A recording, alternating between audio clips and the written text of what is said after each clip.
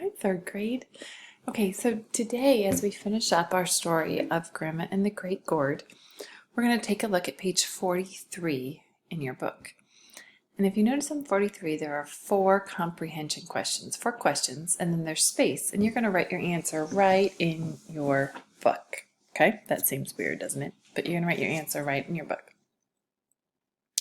The thing that we need to work on, we're going to be practicing together, is how we answer our questions. Whenever we answer a question, we first restate the question.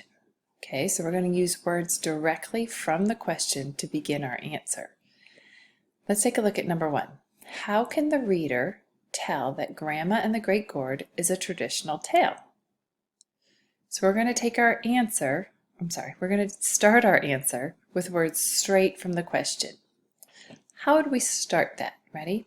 How can the reader tell that Grandma and the Great Gourd is a traditional tale?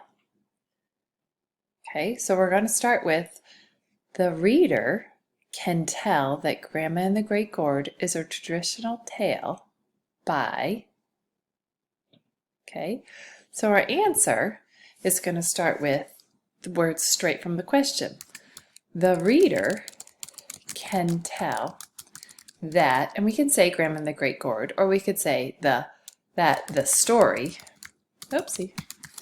is a traditional tale by, okay, now look, of course you would write yours right in there, but we took these words straight from the question.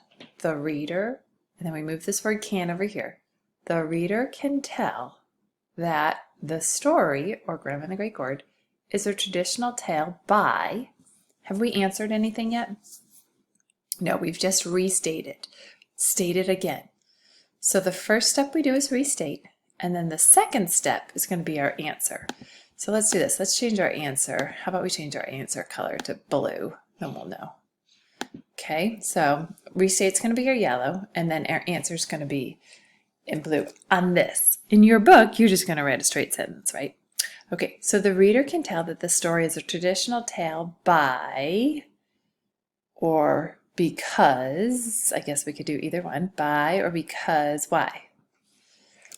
Well, let's think of the things about the traditional tale.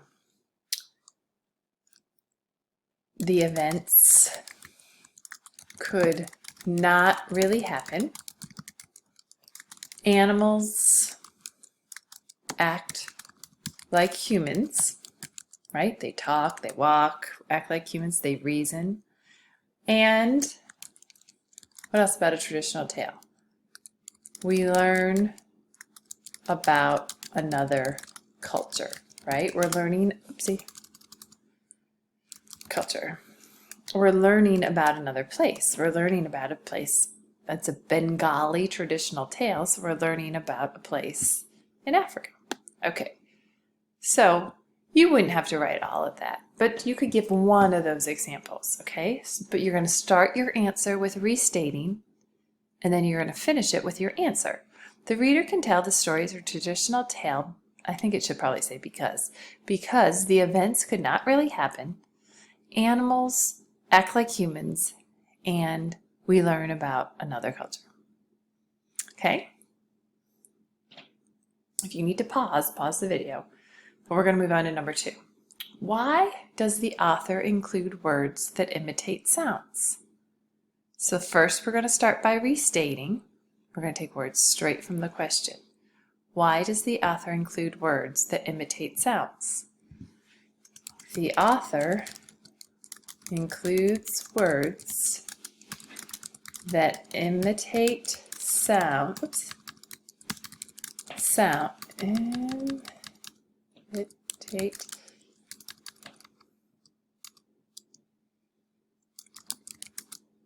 sounds because it says why. My goodness, I'm having a hard time typing, sorry. Because, now that's our restating. We restated the question. Why does the author include words that imitate sounds? The author includes words that imitate sounds because, now what's our answer?